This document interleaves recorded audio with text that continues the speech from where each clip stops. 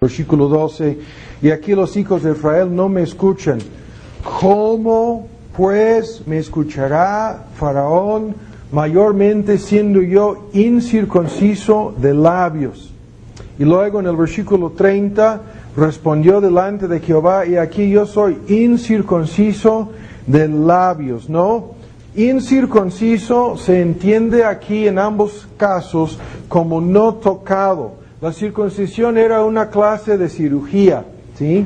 Practicado en el órgano sexual de los varones, pero aquí se refiere a sus labios como no habiendo sido sujetos a esa cirugía, como no habiendo sido tocados, como no había experimentado sus labios, ¿no? El toque de Dios.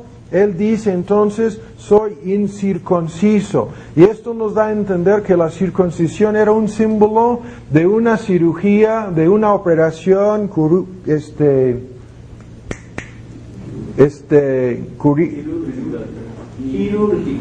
quirúrgica que Dios hacía, ¿sí?, en la persona. Lo mismo en Éxodo 10, véanlo, 16. 10:16.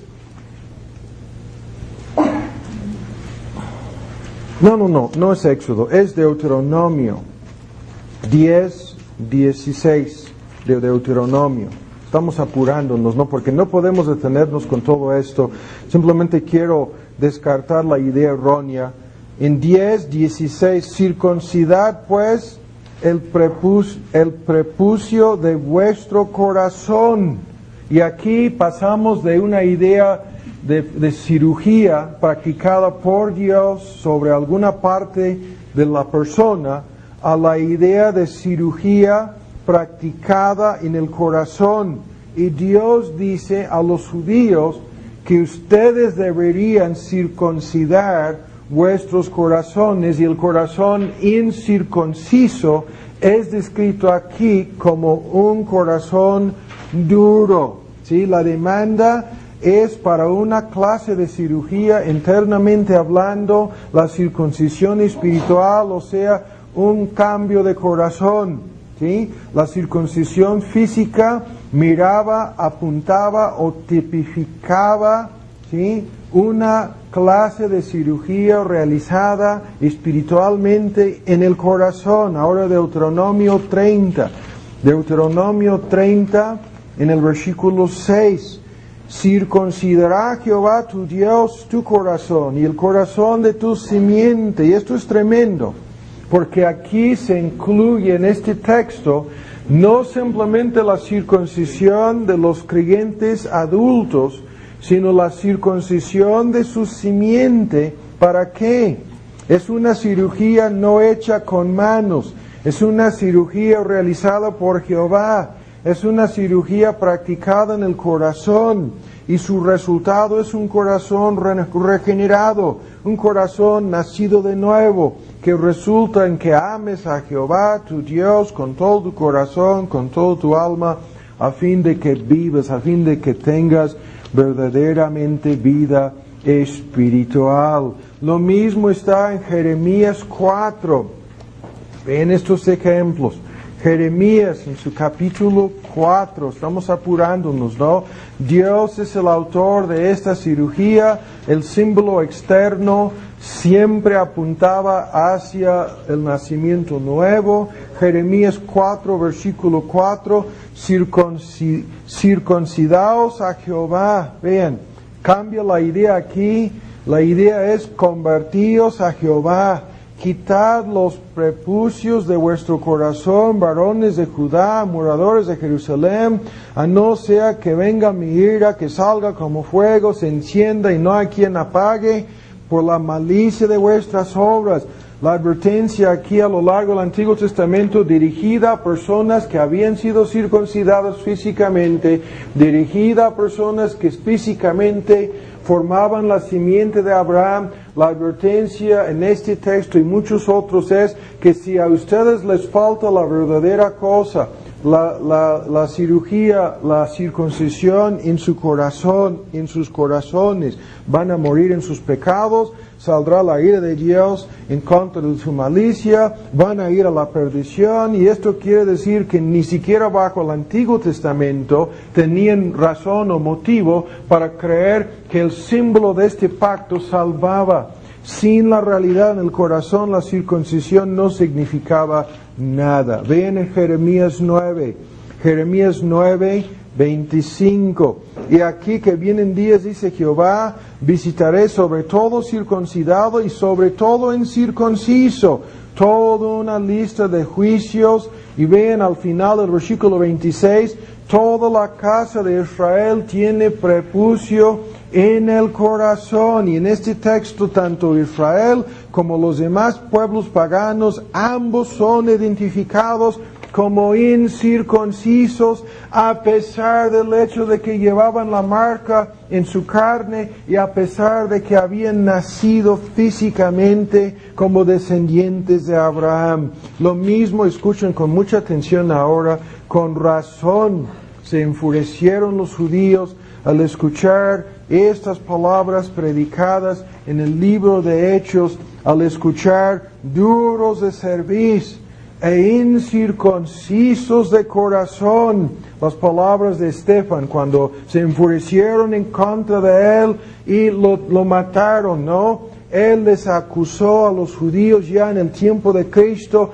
quienes habían sido físicamente circuncidados, quienes eran indiscutiblemente esperma de Abraham, les acusaba de ser incircuncisos de corazón. Y a lo largo, ahora ven en Romanos, ¿no? A lo largo de las epístolas apostólicas, Pablo enseña en forma indiscutible que la circuncisión apuntaba hacia el nacimiento nuevo, hacia la circuncisión del corazón.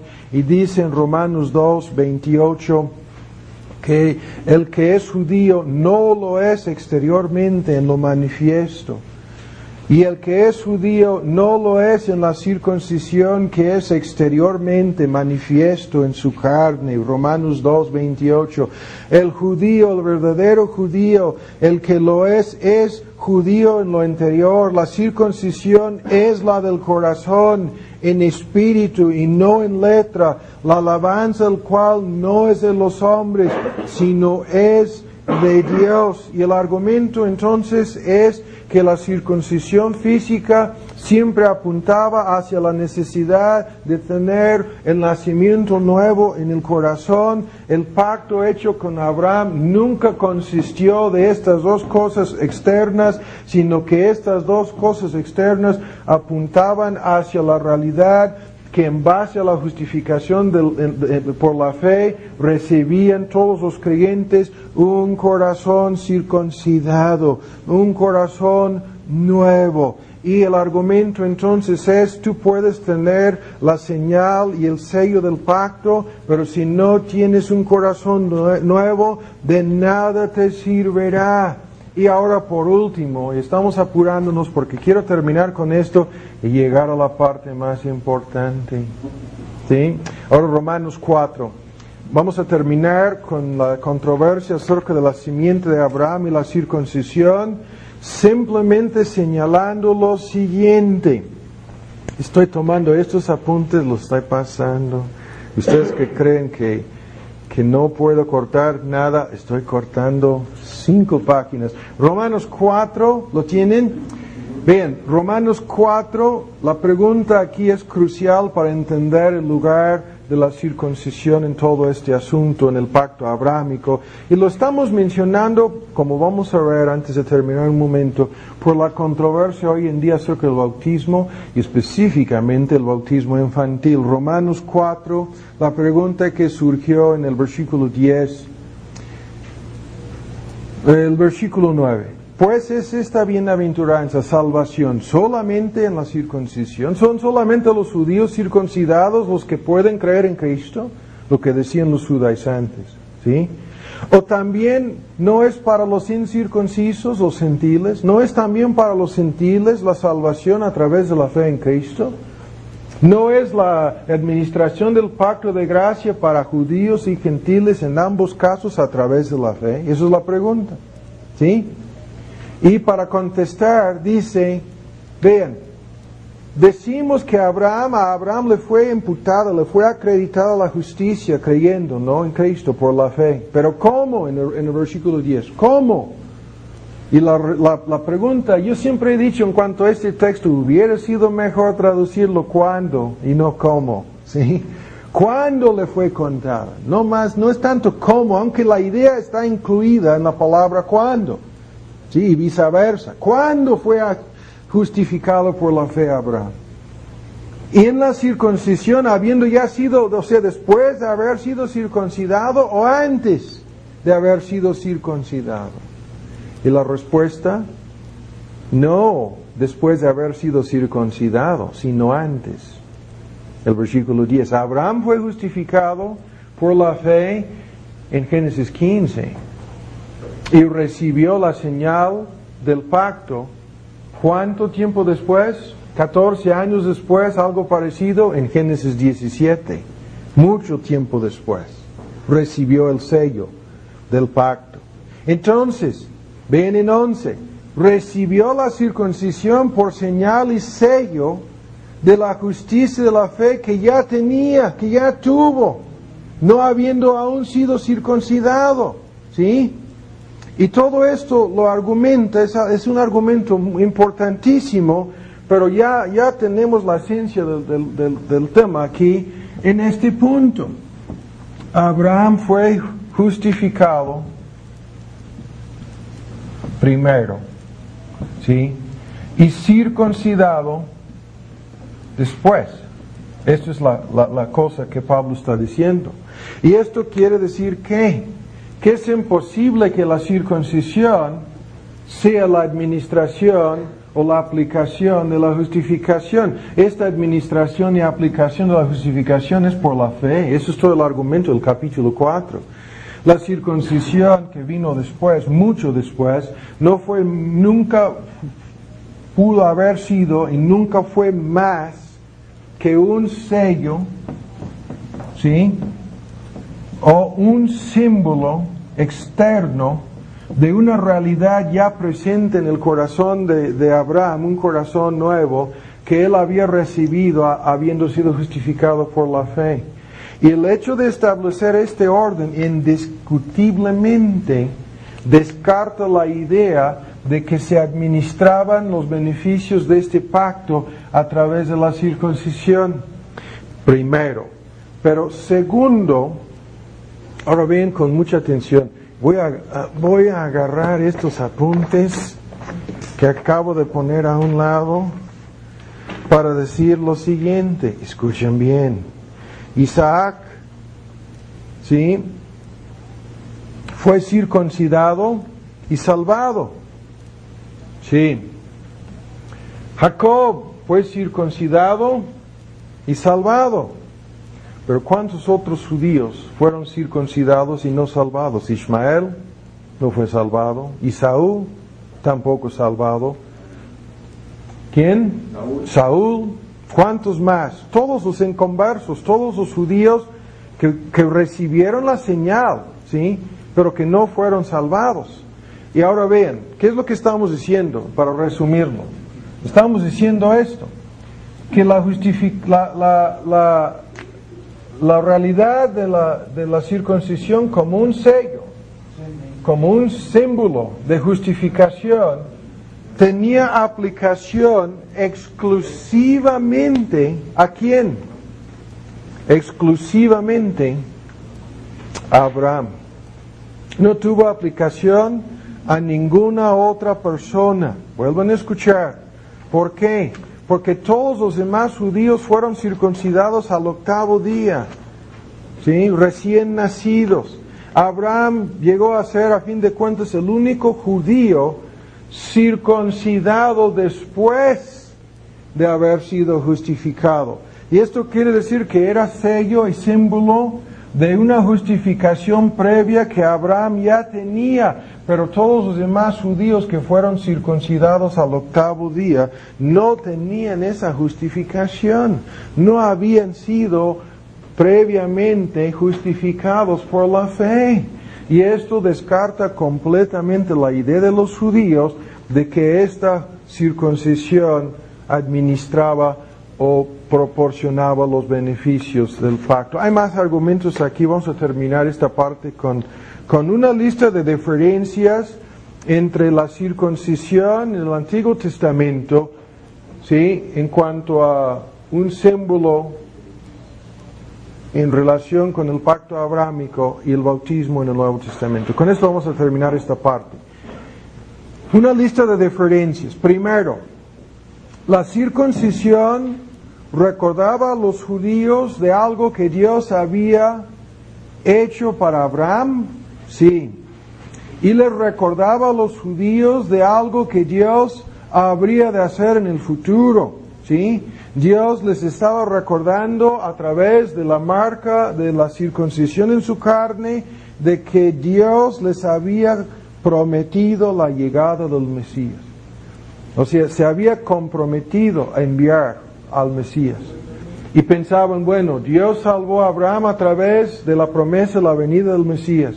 Esta marca física en nuestro cuerpo nos está recordando de que ha de venir este Mesías, ¿no? Y les estaba diciendo, entonces ustedes deben creer en el Mesías, ¿no? En contraste, el bautismo es una señal de algo que ya sucedió en el pasado, en la vida de cada creyente. Ya hemos sido salvados.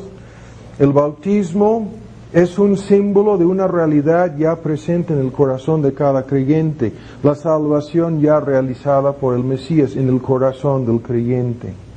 Entonces el judío pensaba, este símbolo apunta al Mesías que vendrá, pero el bautismo para el creyente apunta hacia una salvación que ya hemos recibido del Mesías. Segundo, la circuncisión era una señal y un sello de algo que Dios ya había realizado en Abraham. Dios ya le había justificado, pero no era una señal de justificación para ningún otro judío, ¿sí? Los demás judíos recibieron esa marca siendo recién nacidos, no sabiendo su mano izquierda de su mano derecha. Era imposible que habían sido convertidos en creyentes, ¿no?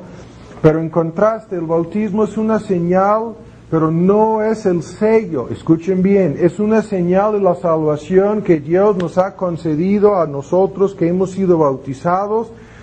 El sello de nuestra salvación en el Nuevo Testamento no es el bautismo, ni menos la circuncisión, ni menos alguna clase de bautismo infantil. El sello en el Nuevo Testamento, en una larga lista de textos, es el Espíritu Santo. Vuelvan a escuchar. La circuncisión, una señal y sello de algo que Dios había realizado en Abraham, le justificó por la fe. Pero para los demás judíos no era señal de eso. El bautismo, en contraste, es una señal de la salvación que Dios ya me ha concedido, pero no es el sello de mi salvación. El sello de mi salvación es la presencia del Espíritu Santo en mi corazón. Tercero, la circuncisión era para los niños, los recién nacidos. Al 8º día se circuncidaban no las niñas, sino solamente los niños. En contraste, el bautismo es para todos los creyentes, ¿sí? Y los candidatos para el bautismo en el Nuevo Testamento no son niños, son, vean la lista, primero discípulos, Mateo 28, 19. Segundo, aquellos que hacen frutos dignos de arrepentimiento, Mateo 3, 7 a 8. Tercero, el que creyere, Marcos 16, 16. Cuarto, los que se arrepientan y crean, Hechos 2:38. Quinto, los que reciban la palabra, Hechos 2:41. Sexto, la persona que cree de todo corazón, Hechos 8:36 a 37.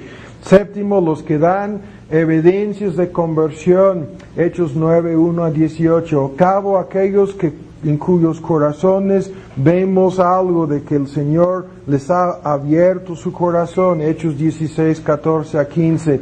Y noveno, aquellos que escuchan la palabra y creen, Hechos 16:30 a 39. 9 ejemplos en el Nuevo Testamento de que se bautizaban no niños, recién nacidos, sino solamente creyentes. Cuarto, la circuncisión era un mensaje de Dios dirigido a la persona circuncidada. Dios le estaba recordando la promesa de salvación. Este mensaje le hablaba de la simiente prometida que vendría como un judío y traería la salvación en un futuro. En contraste, el bautismo es un acto de obediencia, sumisión e identificación por parte del creyente, del recién convertido. La respuesta, dice Pedro, de una buena conciencia. Quinto, la circuncisión era la señal de la membresía, en este caso, la señal de ser miembro de una comunidad terrenal especial, o sea, el pueblo de Israel. Vuelvan a escuchar. Señal de ser miembro de una comunidad especial, la comunidad terrenal de Israel. Y en este sentido, como miembros de ese pueblo, los judíos tenían una oportunidad extraordinaria para buscar a Dios. Pero el bautismo es una señal de ser miembro de una familia celestial, miembro del pueblo de Dios, miembro de la eclesía de Dios, el pueblo espiritual de Dios. Sexto, estos contrastes simplemente los estoy mencionando. La circuncisión no declaraba, no simbolizaba nada en forma concreta acerca de la condición espiritual de la persona. Salvo en el caso de Abraham, lo vuelvo a repetir, no podía ser señal y sello de nada en forma concreta para nadie. En contraste, el bautismo es un símbolo de la conversión a Cristo, del nacimiento nuevo, de la unión espiritual con Cristo.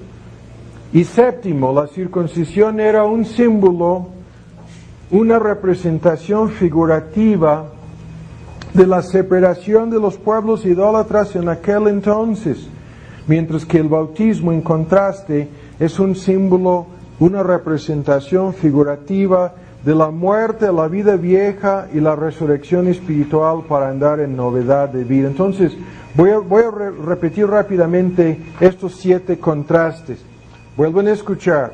La circuncisión recordaba al judío de lo que Dios haría. En contraste, el bautismo nos habla de algo que ya pasó, ya sucedió la salvación. Segundo, la circuncisión era una señal de lo que Dios había realizado en Abraham, pero el bautismo es una señal de lo que Dios ha hecho en nosotros. Tercero, la circuncisión era para niños recién nacidos, el bautismo es para creyentes. Cuarto, la circuncisión era un mensaje de Dios dirigido a la persona circuncidada, diciéndole que hay una promesa de salvación a través de la simiente prometida que vendrá. Pero el bautismo es un acto de obediencia, identificación y sumisión para los que ya son salvos. Quinto, la circuncisión era la señal de ser miembro del pueblo de Israel.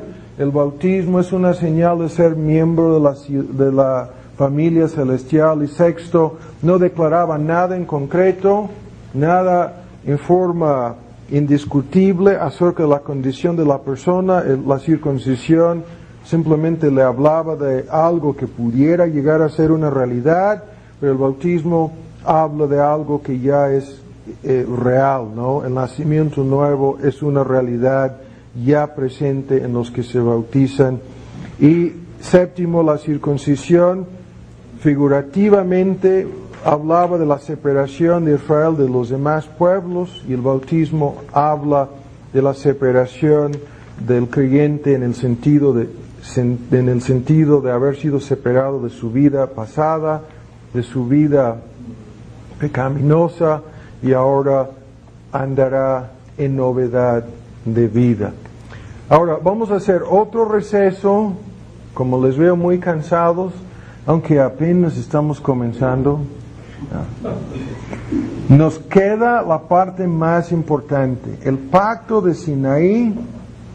Y lo que vamos a comprobar, y no vamos a tardar tanto, es lo siguiente, que el pacto hecho en Sinaí, el pacto mosaico, no fue una administración del pacto de gracia. Esto lo vamos a demostrar. Y, escuchen bien, que ese pacto fue establecido, escuchen lo que voy a decir, esto a algunos de ustedes les va a sorprender, si es que todavía siguen despiertos, que este pacto hecho en el monte de Sinaí era la condición legal del pacto de gracia. ¿Sí? ¿Cómo vamos a ver? Oremos y un receso de 5 minutos nada más. Tenemos para terminar a las 3:30. Entonces, después de 5 minutos arrancamos. Oremos. Nuestro Padre, te pedimos tu ayuda para terminar a buena hora para la comida el día de hoy. Te pedimos que nos ayudes a entender todos los argumentos que faltan, que nos van a ayudar a ver con claridad la relación entre estos pactos y cómo es que el pacto de la ley no llegó para tomar el lugar del pacto de tu gracia. Te pedimos que nos ayudes a hacer esto en el nombre de Cristo Jesús. Amén. Entonces no se vayan lejos, por favor, 5 minutos nada más y podemos terminar a buena hora.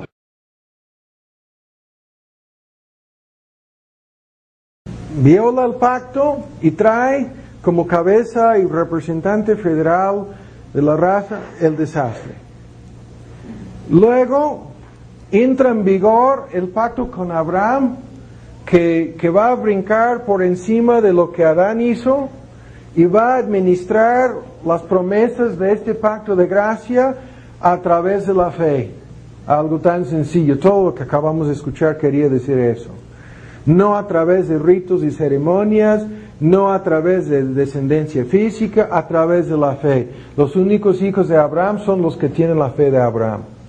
Ahora, esto nos sirvió como la cosa crucial, como clave en relación con cómo se administraba a lo largo del Antiguo Testamento este pacto de gracia.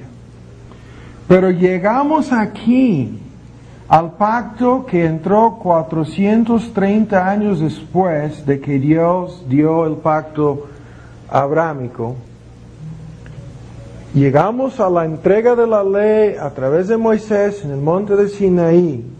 Y la gran pregunta que surge aquí es, primero, ¿de qué tipo de pacto estamos hablando con la entrega de la ley? ¿Sí? El pacto mosaico, primero. Segundo, si estamos hablando de una reedición o ratificación nuevamente del pacto de obras, y esto es lo que vamos a demostrar, que esto es así. ¿Por qué se volvió en el monte de Sinaí a establecer nuevamente el pacto de obras? ¿Por qué? Y esto es crucial y todo lo que hemos dicho hasta este momento es para tratar de llegar a una aclaración de las controversias. El pacto de Sinaí entonces, o sea, la ley de Moisés, en su triple división moral,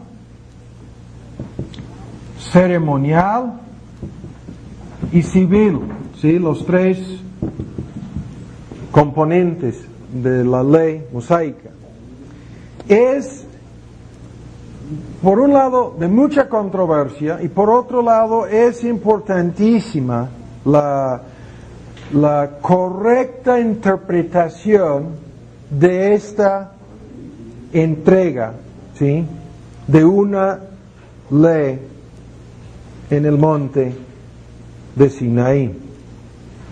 Entonces, vamos por partes. Primero, muchos teólogos reformados, la mayoría, sostienen que el pacto entregado a Moisés en el Sinaí fue una, escuchen bien, administración del pacto de gracia. Escuchen bien lo que estamos diciendo. Ya hemos visto cómo el pacto con Abraham era una administración del pacto de gracia. El vínculo entre Abraham y ese pacto ya lo entendemos. La mayoría de los teólogos reformados dicen que, escuchen bien, que la ley de Sinaí fue una nueva administración, segunda administración del pacto de gracia. Su idea es que siempre ha habido un solo pacto de gracia, esto es cierto. Que todos los demás pactos nunca fueron más que distintas administraciones del único pacto de gracia. Eso es lo que dicen, y por lo tanto afirman que la ley de Moisés nunca fue algo más allá que una nueva administración del mismo pacto de gracia. Berkhof, y ustedes deben entenderlo, yo ya les he recomendado que vean cuidadosamente su teología, porque por la forma en que lo tiene bosquejado ahorra mucho tiempo, no se enreda tanto como otros teólogos, por lo menos de las versiones que tenemos en español, yo creo que es la mejor. Pero vean, en su página 353, en su libro de teología, dice el querido hermano Berkhof, el pacto sinaítico fue esencialmente el mismo pacto establecido con Abraham, aunque la forma era un tanto diferente, dice. Escuchen sus palabras. Él dice, el pacto de Sinaí era esencialmente el mismo pacto que Dios había establecido con Abraham, aunque un poco, la forma era un tanto diferente. Estoy citando literalmente sus palabras. ¿Tiene razón Berkhof al afirmar eso?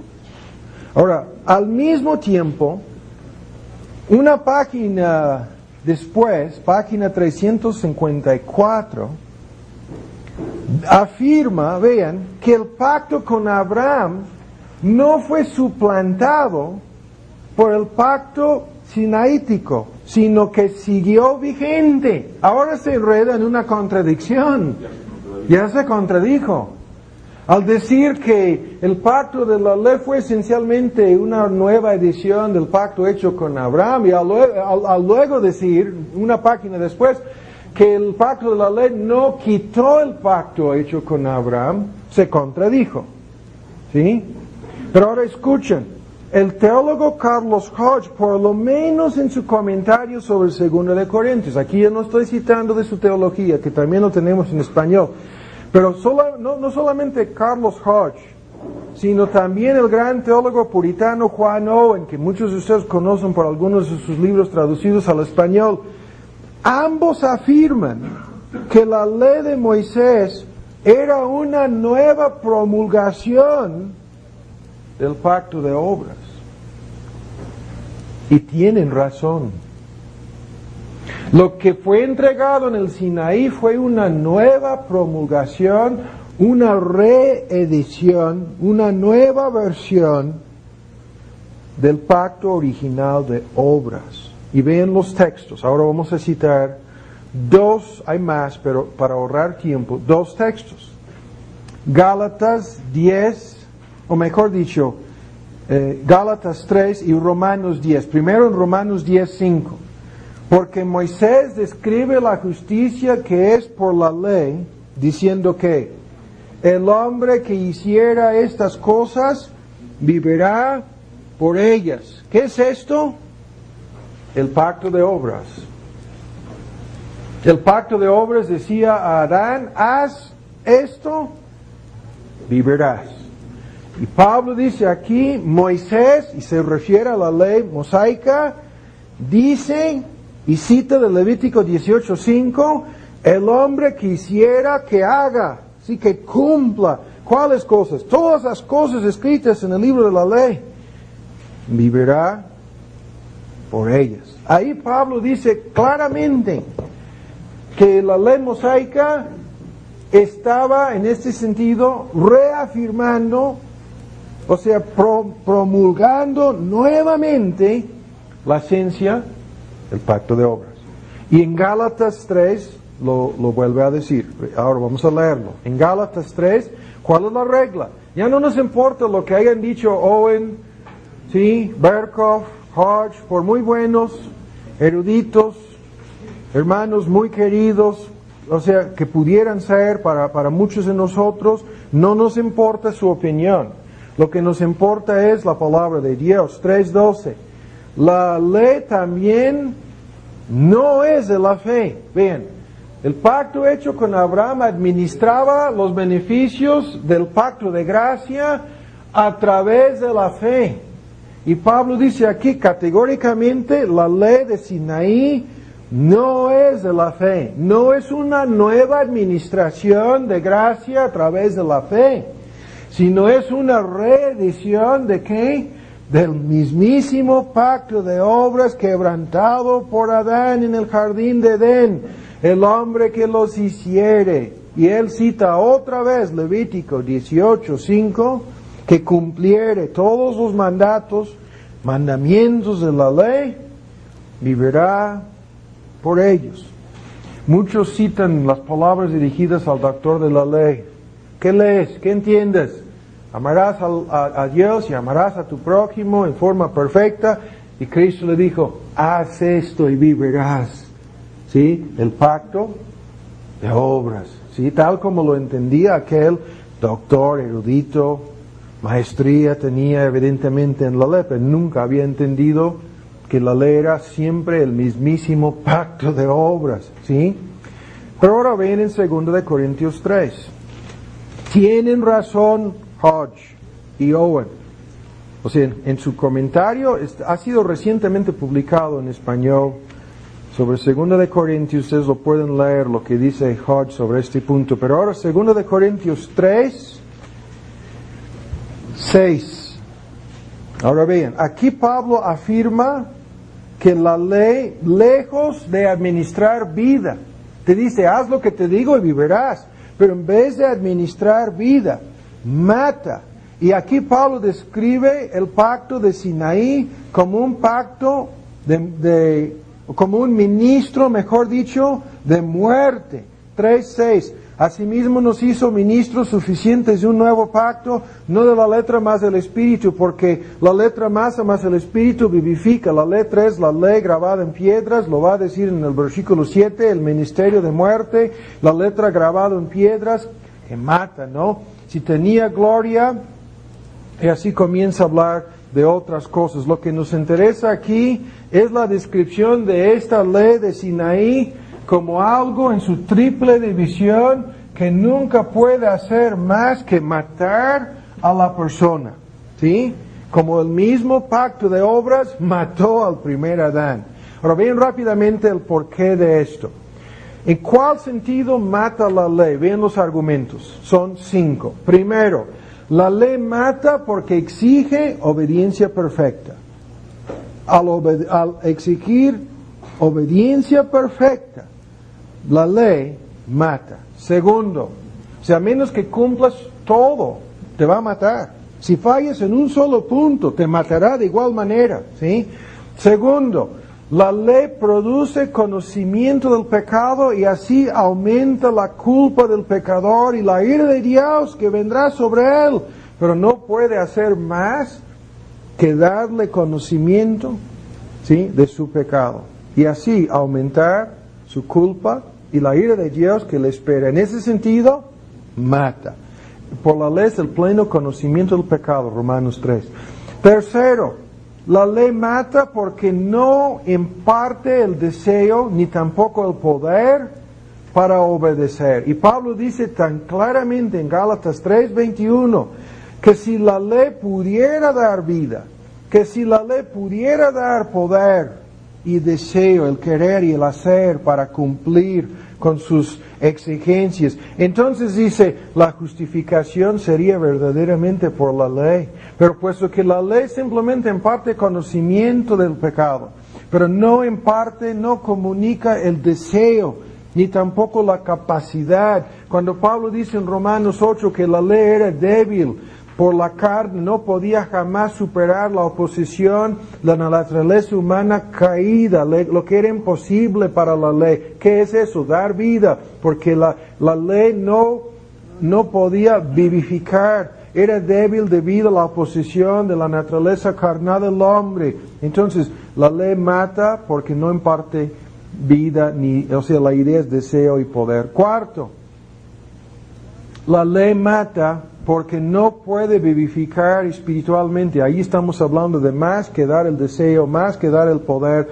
Estamos hablando de administrar el nacimiento nuevo, ¿sí? Producir un corazón circuncidado. La ley no puede hacer eso. Y quinto, la ley en su triple división, en todas sus formas, moral, ceremonial y civil, mata, porque exige obras como condición para salvación. Y así se opone a la fe y a la gracia.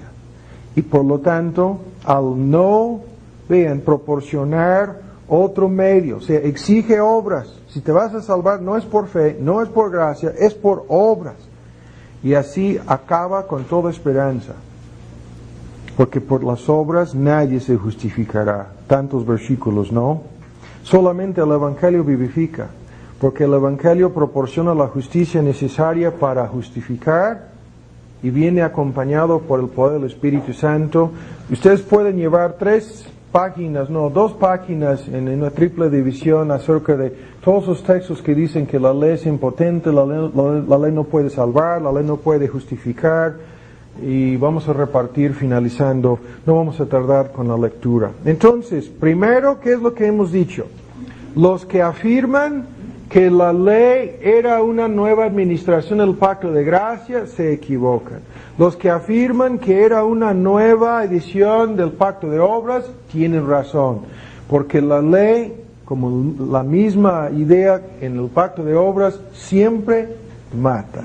Ahora, el segundo argumento. Pablo enseña claramente en Gálatas 3, ya lo hemos leído repetidas veces, versículo 17, que la ley promulgada en el monte de Sinaí no abrogaba, no anulaba el pacto de gracia originalmente hecho entre el Padre y Cristo, ni tampoco la administración de dicho pacto de gracia a través de la fe, o sea, el pacto abrahámico. Esto es la clara enseñanza de Gálatas 3, 17 y 18.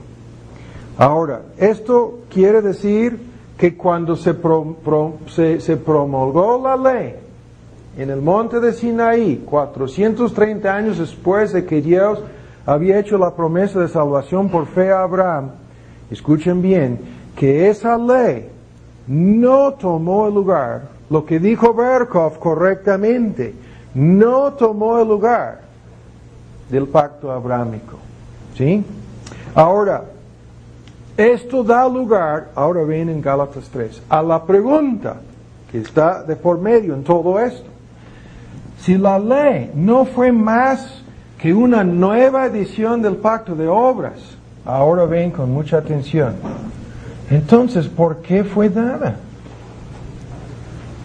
¿Cuál sentido tenía? ¿Qué propósito hubo en eso, no? ¿O había en dar nuevamente la ley? ¿Por qué? Y ven en 3:19. Esa es la misma pregunta que el apóstol Pablo hizo. 3:19. Pues entonces, al decir, la herencia no es por la ley, ¿sí? Es por la promesa, 3:18. Al decir, la ley no anuló el pacto de gracia administrado a través del pacto abrahámico, 17. ¿Para qué entonces? Pues ¿de qué sirvió? Podríamos decirlo así, aunque muchas versiones lo ponen en el tiempo presente. ¿Para qué entonces sirve la ley? Y vean la respuesta.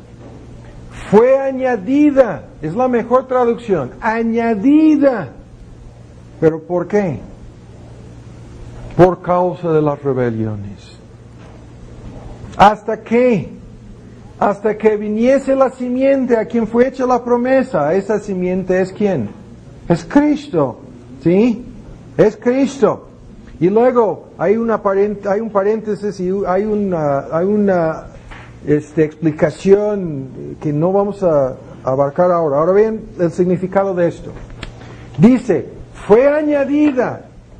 ¿Sí? ¿Por qué? Por causa de las rebeliones, ¿no? Dice, por las rebeliones. Ahora bien, rápidamente el significado de esto. Esto significa, primero, que esta ley fue dada, primero, para codificar el pecado. De esto no hay duda. A causa de las rebeliones. Segundo, para convencer del pecado. Por la ley es el conocimiento del pecado. Si la ley no hubiera dicho no codiciarás, ni Pablo mismo habría entendido, ¿sí?, su pecado. Para codificar el pecado, o sea, definirlo en forma exacta. Para convencer de culpa, ¿sí?, la convicción del pecado. Tercero, para acabar con cualquier esperanza de salvación por obras. Vuelvan a escuchar. 22 dice, la Escritura es la ley. No simplemente la Escritura. Vean, 3:22. Encerró todo bajo pecado, para que la única promesa, la única esperanza de salvación fuese la fe.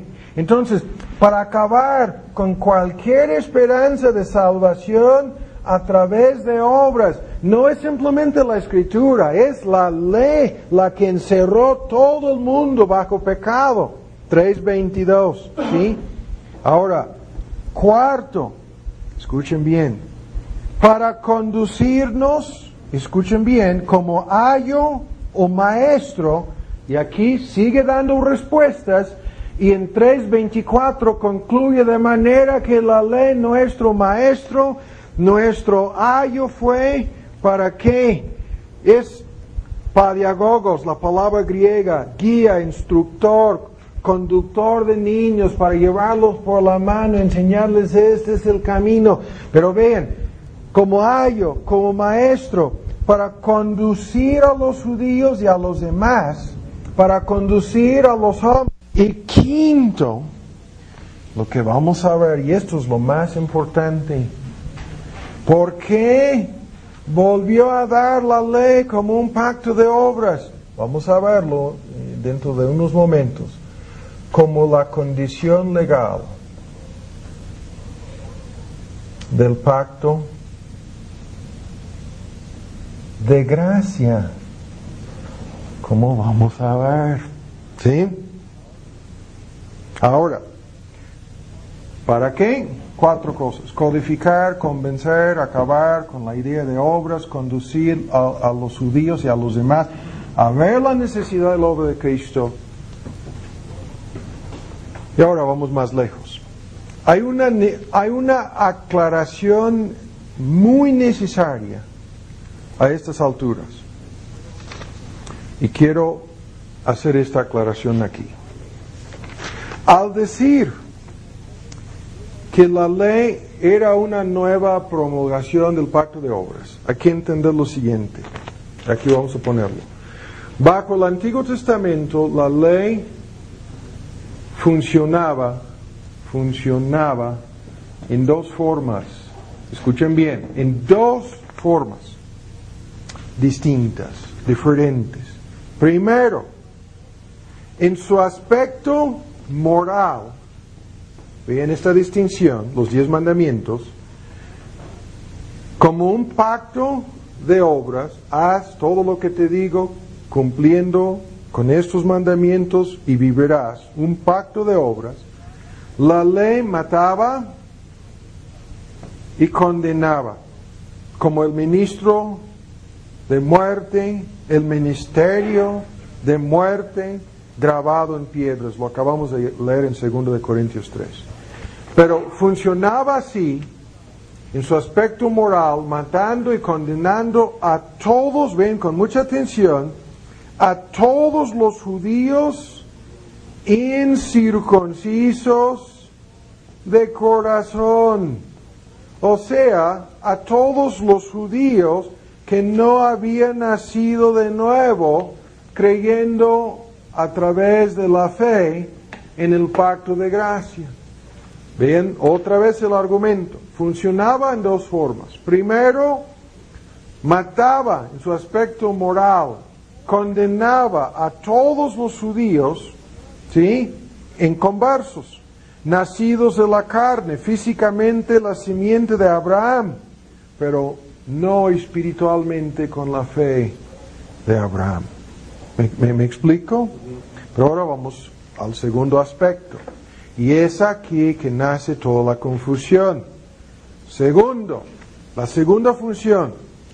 Para los judíos que tenían la verdadera fe, la ley ceremonial, para los judíos que tenían la fe de Abraham, para los judíos circuncidados en su corazón, verdaderos creyentes, en su aspecto ceremonial, escuchen bien, la ley como maestro, como ayo, les enseñaba, escuchen bien, la necesidad de la fe en Cristo. Para los que tenían esta fe, la ley ceremonial, ¿cuántos? 2 sesiones, el tabernáculo, todos sus muebles, las ofrendas, esa cajita, el propiciatorio, el holocausto, el sacrificio por el pecado, el sacrificio por la culpa. Estábamos viendo cuántas cosas en la tipología y la simbología apuntaban hacia ¿quién? Hacia Cristo. Y el judío que tenía fe aprendía a través de esta ley ceremonial las ofrendas y los sacrificios e incluso los mismísimos muebles del templo y del tabernáculo y el sacerdocio. Le servía, escuchen bien, como maestro, ¿sí? Que le conducía a ver la necesidad a través de la fe, de la obra de Cristo. Ahora, fíjense bien en lo que estamos diciendo. Le enseñaba la necesidad de la fe en Cristo. Y cuando Pablo dice que era el ayo, que era el maestro, todo el Nuevo Testamento dice esto. Pero ven lo que estoy diciendo. Al decir que la ley testificaba acerca de la obra de Cristo. Vuelvan a escuchar. Que la ley testificaba acerca de la obra de Cristo. ¿Sí? Atestiguada por la ley, por las profetas. ¿Cuántos textos lo dicen? La ley a través de los sacrificios, a través del sacerdocio, tipificaba y apuntaba hacia el sacerdocio, hacia el sacrificio de Cristo. Pero ahora ven con mucha atención. La ley solamente testificaba, pero no administraba los beneficios de la obra de Cristo. Vuelvan a escuchar. La ley solamente testificaba, pero vuelvan a escuchar, no administraba esos beneficios. ¿Cómo sabemos a ciencia cierta que no administraba esos beneficios?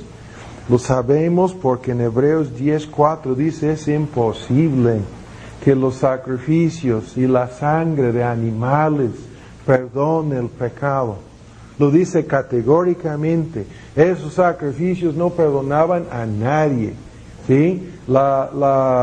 Conocen el texto, ¿no? Hebreos 10, vamos a leerlo para ustedes que a lo mejor los que se acuerdan de los estudios sobre los sacrificios y el tabernáculo saben perfectamente bien lo que este texto dice. La sangre de toros, de machos cabríos, no puede quitar los pecados. Y esto quiere decir que, mientras que apuntaban hacia la obra de Cristo, no administraban los beneficios de esa obra. No, esos beneficios se recibían por la fe. ¿Sí? No por las ceremonias de la ley. Y lo mismo, ven, otro argumento, en 9:15, Cristo es el mediador del Nuevo Testamento para que interviniendo en su muerte, para la remisión de las rebeliones que había debajo del primer testamento. Esto quiere decir lo mismo. Dios nunca hacía más que pasar por alto los pecados de los judíos creyentes. Y cuando Cristo vino, Cristo pagó en la cruz del Calvario.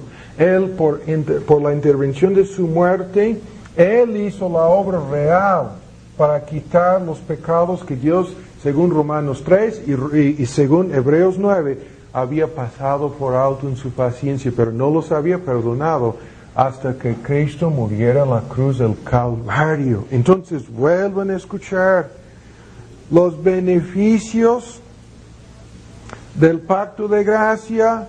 Eran administrados siempre a través de la fe, tal como lo vemos con el pacto abrámico. ¿Sí? Cuando Gálatas 3 dice la ley no es la base de la fe, haciendo una distinción categórica. Vean, los que tenían esta fe de Abraham a través de la ley ceremonial, como un maestro, ¿sí? Miraban hacia Cristo. Pero lo vuelvo a decir, la ley solamente testificaba de Cristo. No realmente salvaba, ni tampoco administraba los beneficios de la obra de Cristo. ¿Sí? Ahora, para concluir esto y llegar a la parte más importante, todavía falta. Ahora, pero ya están viendo que hay un orden en esto, ¿no? Y esto es una cosa crucial para la hermenéutica. Si se enredan estas cosas, como lo hacen la mayoría de las iglesias de hoy, todo termina mal. Ahora, terminamos esta parte diciendo, podemos concluir por lo tanto, que la ley del Sinaí tenía aspectos múltiples, ¿sí? Y ven estos aspectos. Primero, como un pacto legal, promulgada nuevamente, como un pacto de obras, ¿sí? Condenaba, codificaba, ¿sí? Acababa con la esperanza de salvación por obras, punto. Segundo, como un pacto nacional, en relación con la monarquía, la tierra, el templo y otros aspectos de la teocracia de Israel.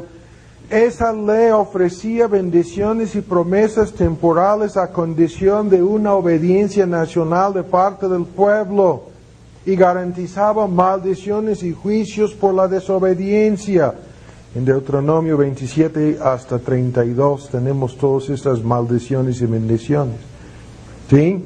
Pero ahora ven, tercero, ahora ven lo que voy a decir, como un pacto evangélico, ¿qué pudiera ser esto? Ya se contradijo el hermano, porque ahora le está dando a la ley de Sinaí el nombre de un pacto evangélico. Pero escuchen, era un pacto evangélico en un solo sentido, como ayo, como maestro, ¿sí?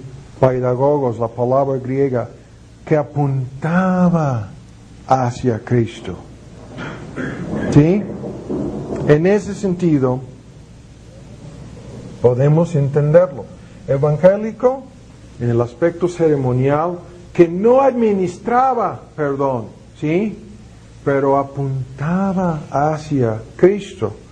Y a través de la fe en Cristo, recibían perdón. ¿Sí? Ya no hay confusión aquí.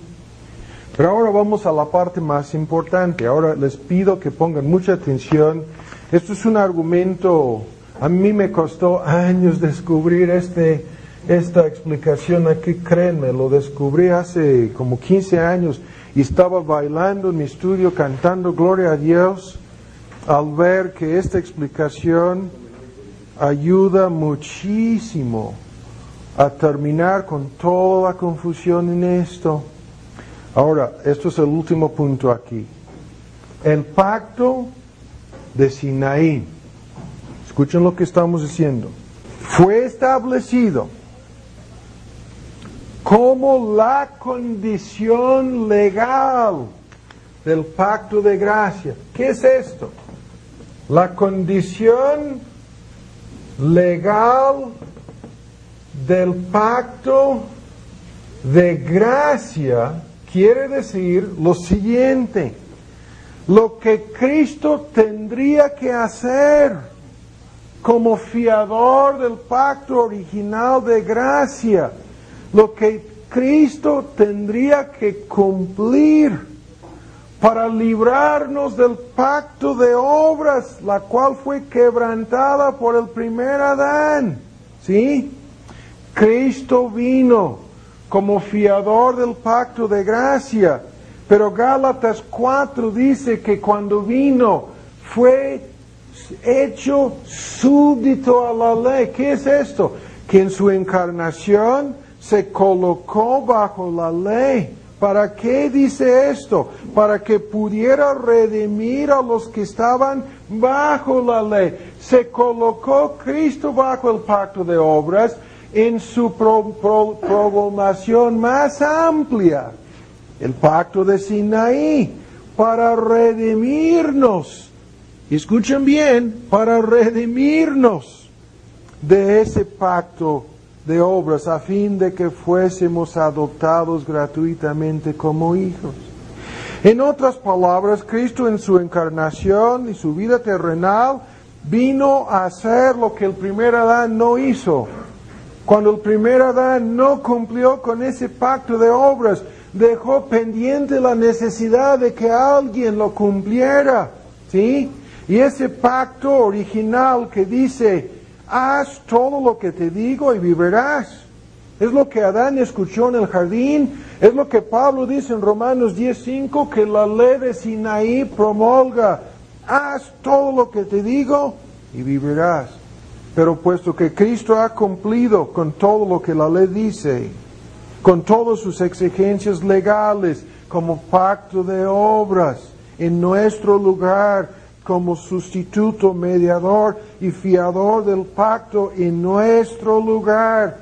Entonces, para nosotros, escuchen bien, Cristo vino para cumplir con todo lo que la ley, ya no simplemente que Adán escuchó en el jardín, sino la ley en toda su plenitud promulgada en el monte de Sinaí, vino a cumplir con todo esto a fin de que nosotros recibamos gratuitamente todos los beneficios del pacto de gracia. Ahí está la respuesta.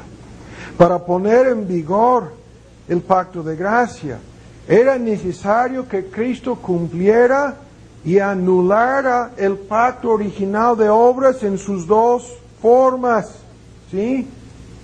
O sea, Él vino y dijo: yo me hago fiador de ellos, yo cumplo con lo que el primer Adán no hizo, yo vivo una vida perfecta, yo muero en la cruz del Calvario para pagar sus deudas, y ellos van a recibir gratuitamente las promesas del pacto de gracia. Por eso tardábamos al principio estipulando las cosas que Cristo tendría que hacer como el fiador del pacto de gracia, su encarnación y todo el argumento. Ahora bien, 7 razones, 15 minutos, 7 razones, vamos a dar 7 razones para concluir que el pacto de Sinaí, o sea la ley, fue establecido con Cristo. Escuchen lo que estamos diciendo. Ya no estamos diciendo que fue hecho con Israel, que fue hecho con Adán, no. Fue establecido con Cristo como la condición legal para poner en vigor el pacto de gracia. 7 razones. Primero, vean las razones. Primero, tanto el pacto original de obras en el jardín de Edén, como el pacto de gracia, no fueron pactos establecidos con el hombre en forma directa, sino más bien ambos fueron pactos establecidos a través de un representante legal, un mediador, un fiador, una cabeza federal. O sea, el pacto original de obras no fue establecido con nosotros, fue establecido con Adán como nuestro fiador, nuestro mediador.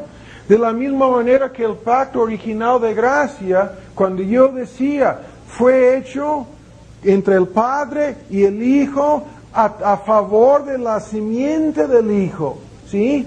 Pero fue hecho con entre el Padre y el Hijo, o sea, no fue hecho directamente con la simiente del Hijo, sino solamente a través de Cristo como fiador a favor de esa simiente. Vuelvan a escuchar, tanto el pacto original de obras como el pacto de gracia no fueron pactos establecidos en forma directa con el hombre, sino más bien en forma indirecta con el representante legal del hombre.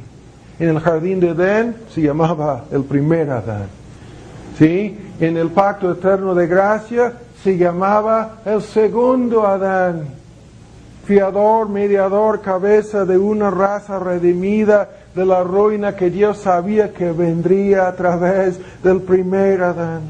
Ahora, segundo, el pacto de Sinaí, o sea, la ley, estipulaba, o sea, describía en la forma más amplia posible todo lo que sería necesario para establecer una justicia la cual sería aceptable a Dios, o sea, una vida perfecta, de santidad perfecta.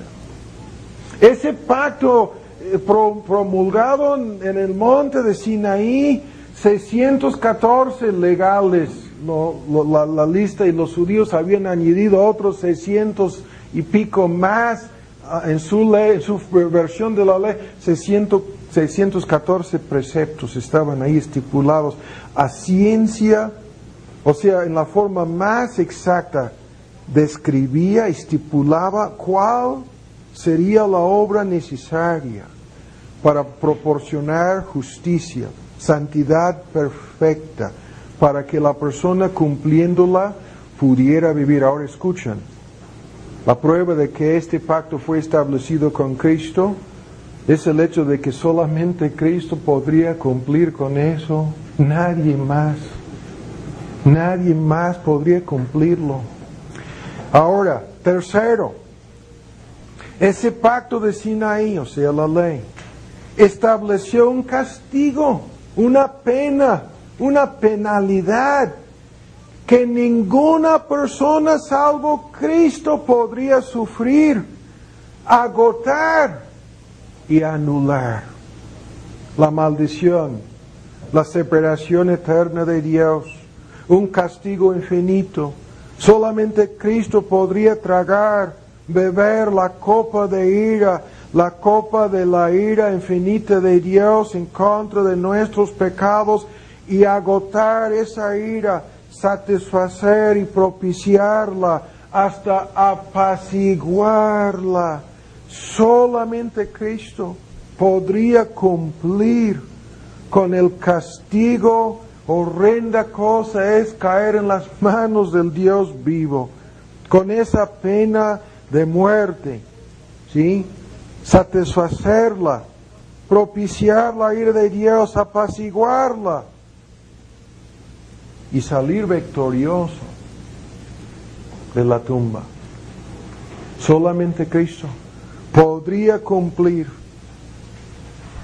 con el castigo estipulado y promulgado en el monte del Sinaí. Cuarto, solamente Cristo, ahora vean, solamente Cristo, como una persona inocente, sin pecado e impecable, podría asumir el papel del fiador, del mediador del pacto original de obras y del pacto de la ley. Porque solamente una persona sin pecado personal podría realizar, podría efectuar la justicia perfecta que la misma ley exige. Solamente una persona inocente podría presentarse como sustituto. Y esto es lo que simbolizaba el aspecto ceremonial del cordero sin defecto, del animal sin mancha. Vean, vuelven a escuchar. Solamente Cristo como una persona impecable, inocente y sin pecado. Tal como el primer Adán se presentó como fiador sin pecado, pero falló. Cristo se presentó como persona inocente, una persona perfecta. Vean, como sustituto, en lugar de los culpables, para sufrir como inocente en su propia persona, al que no conoció pecado. Dios le hizo pecado por nosotros, le pagó, o sea, le hizo sufrir la maldición de nuestros pecados, pero solamente una persona sin pecado personal podría presentarse ante las exigencias de la ley del Sinaí para decir, aquí estoy para cumplir. Quinto, escuchen ahora, Cristo sufrió precisamente la maldición y el castigo de la ley para librarnos. Ese es el argumento en Gálatas, ¿sí? Nos ha librado de la maldición de la ley, ¿cómo? Siendo hecho maldición, siendo castigado en lugar de nosotros. O sea, se presentó como fiador, el que estoy aquí para pagar lo que deban. Estoy aquí para precisamente sufrir esa maldición. Hay que entender, los que van al infierno bajo la maldición de la ley, nunca pueden acabar de pagar. Todo el sufrimiento que pudieran ofrecer nunca sería suficiente, pero Cristo sufrió esa maldición. ¿Sí? Sexto, las ofrendas y los sacrificios de la ley ceremonial simbolizaban, apuntaban hacia Cristo. Escuchen, lo vimos en lo de las ofrendas. Cada ofrenda apuntaba hacia Él. Pero vean, los sacrificios y las ofrendas de la ley apuntaban hacia Cristo como la única persona capaz de cumplir con esa maldición. Tipificaban todos los sacrificios exactamente en diferentes facetas y aspectos, ¿sí?, de la maldición, exactamente lo que Cristo tendría que sufrir. Y esa frase, hecho de la mujer, hecho súbdito a la ley, las mismas palabras de Juan el Bautista, he aquí el Cordero de Dios, decía. Estaba diciendo todo lo que estamos argumentando aquí, en una sola palabra, he aquí el Cordero de Dios.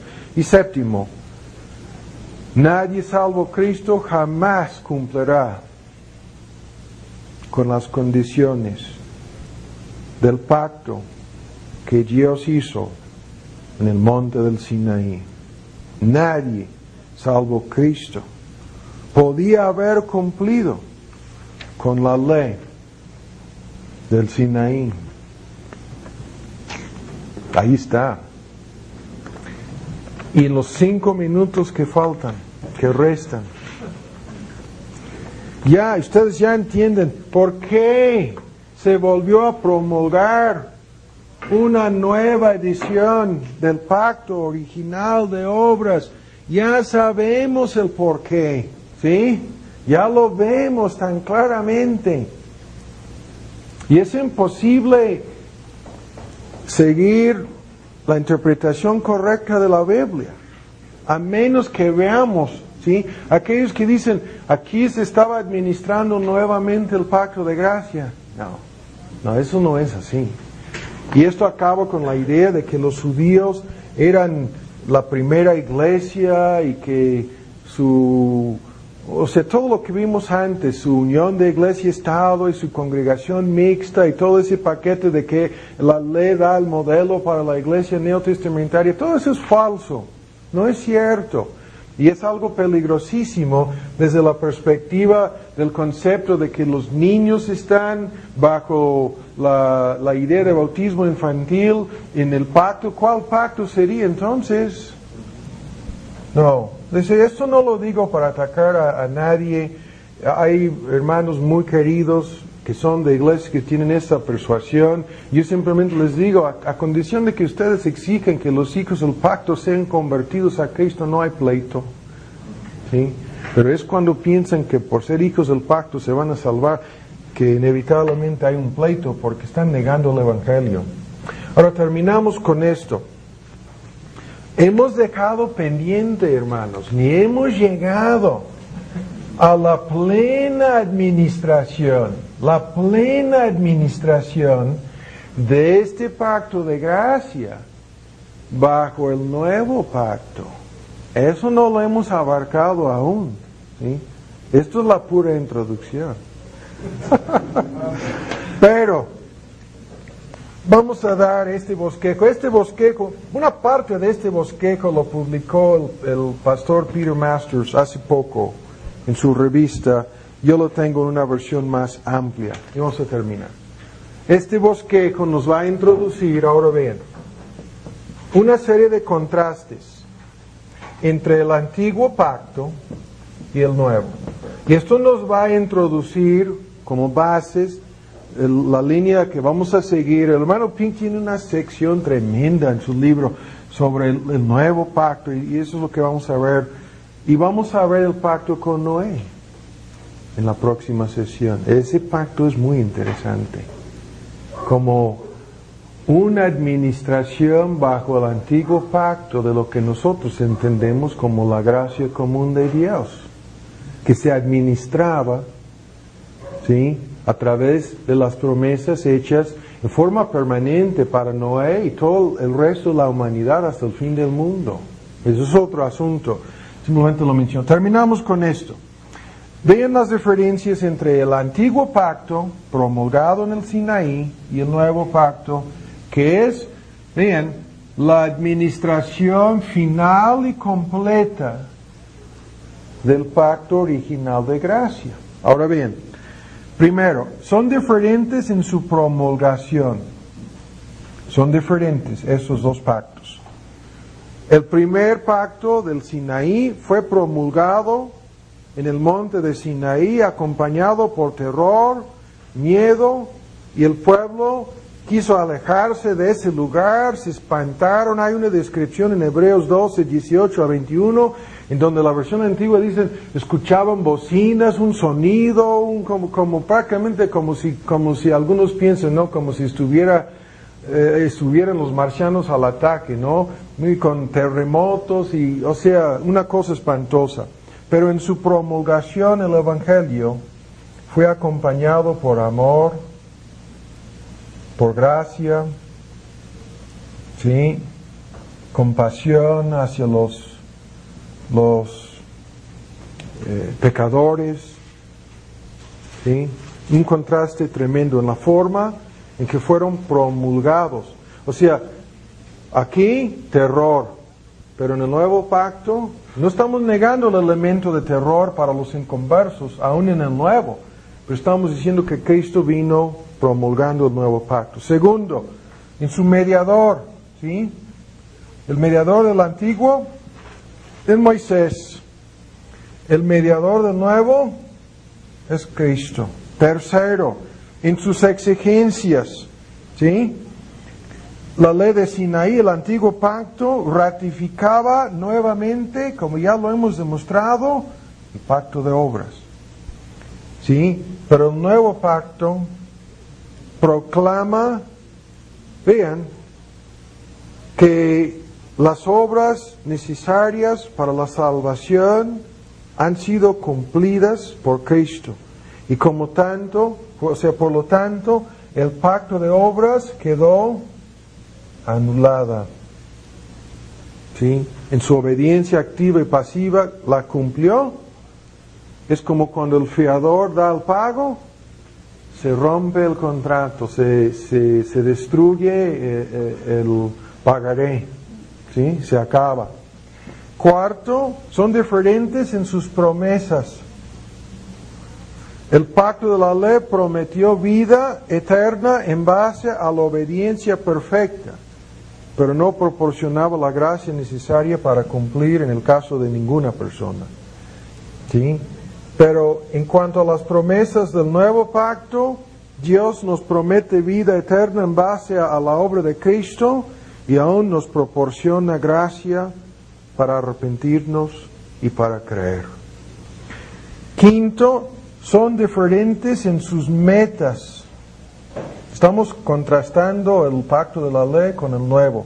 Diferentes en sus metas. El antiguo tenía el propósito de revelar el pecado, condenar y en el mejor de los casos limitar el pecado, nada más. Pero el nuevo tiene el propósito de perdonar el pecado. La ley nada hizo perfecto, o sea, y los sacrificios de dicha ley no perdonaron los pecados de nadie. Ya lo sabemos.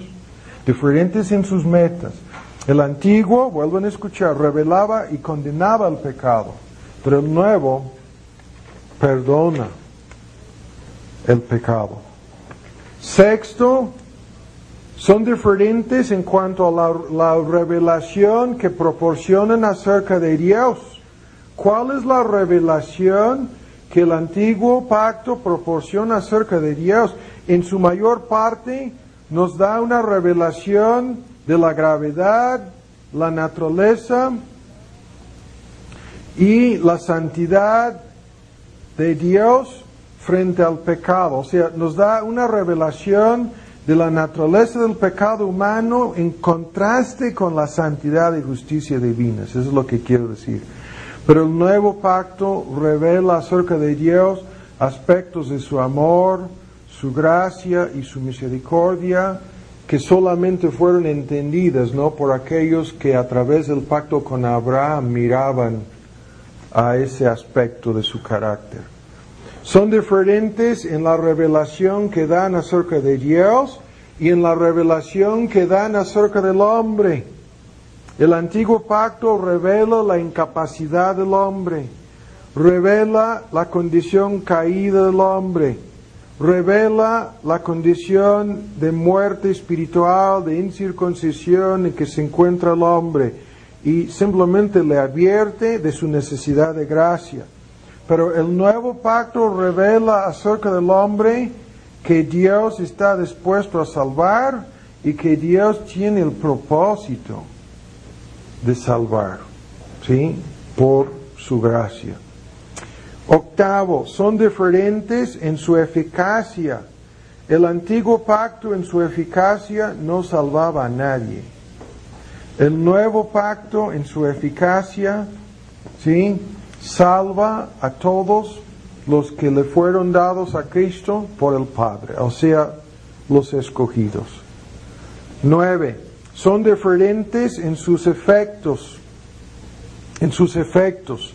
El antiguo es en su efecto, vean, bueno, lo voy a cambiar. El antiguo tiene el efecto de producir servidumbre, esclavitud y fracaso, ¿sí? Pero el nuevo tiene el efecto de producir la libertad gloriosa de los hijos de Dios. Gálatas 5:1. O sea, el primero produce servidumbre y esclavitud, el segundo libertad gloriosa, tanto de la culpa como del dominio del pecado, libertad. Y en 10º lugar, en su ministerio, el antiguo es el ministro de muerte y condenación, solamente mata, ya lo sabemos, y en su ministerio el nuevo es el ministro o el ministerio de vida, justificación para todos sus creyentes. Y por último, en su duración, el primer pacto fue abrogado, o sea, el pacto de Sinaí fue anulado, fue quitado. Eso es todo el argumento de Hebreos y de Gálatas. Pero el segundo, o sea, el nuevo pacto, es para siempre. Para siempre. Ahí en estos contrastes tenemos una introducción a lo que vamos a ver en parte la próxima sesión sobre el nuevo pacto. Entonces así llegamos a una conclusión feliz, habiendo rebasado.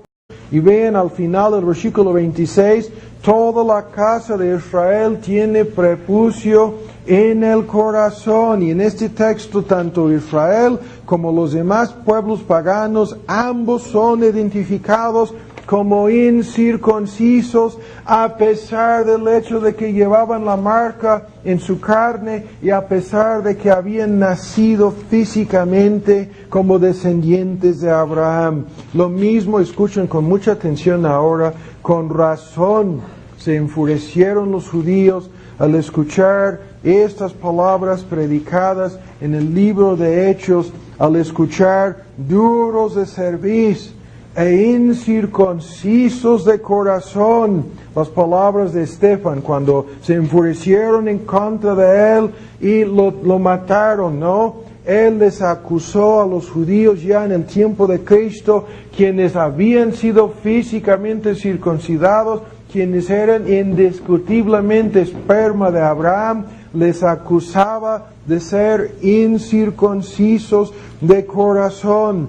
Y a lo largo, ahora ven en Romanos, ¿no? A lo largo de las epístolas apostólicas, Pablo enseña en forma indiscutible que la circuncisión apuntaba hacia el nacimiento nuevo, hacia la circuncisión del corazón, y dice en Romanos 2:28 que el que es judío no lo es exteriormente en lo manifiesto, y el que es judío no lo es en la circuncisión que es exteriormente manifiesto en su carne. Romanos 2:28.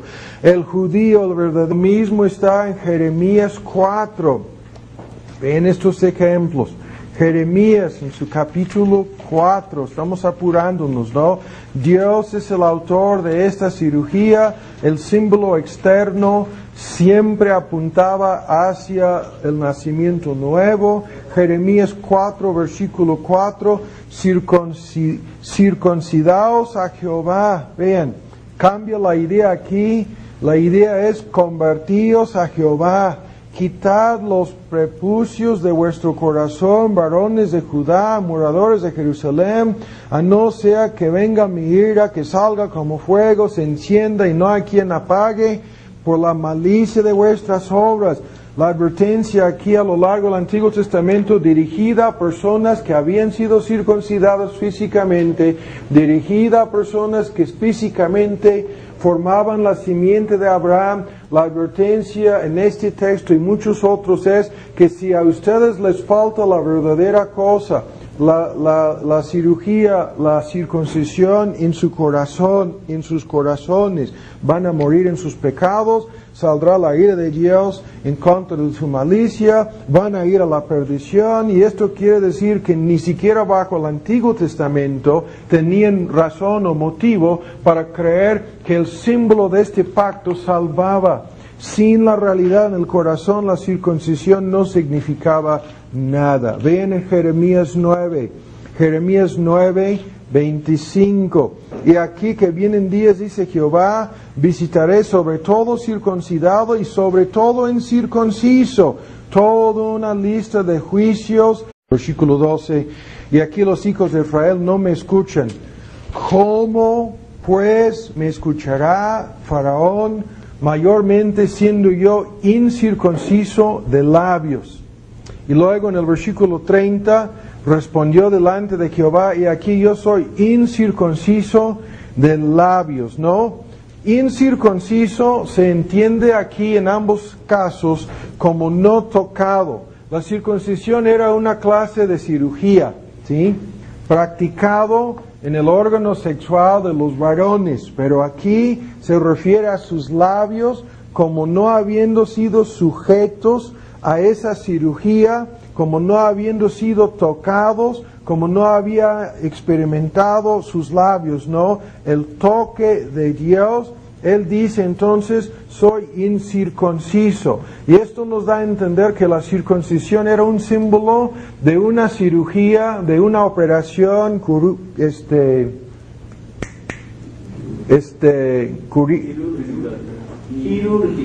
quirúrgica que Dios hacía, ¿sí?, en la persona. Lo mismo en Éxodo 10, véanlo, 16. 10:16. No es Éxodo, es Deuteronomio. 10:16 de Deuteronomio. Estamos apurándonos, ¿no? Porque no podemos detenernos con todo esto. Simplemente quiero descartar la idea errónea.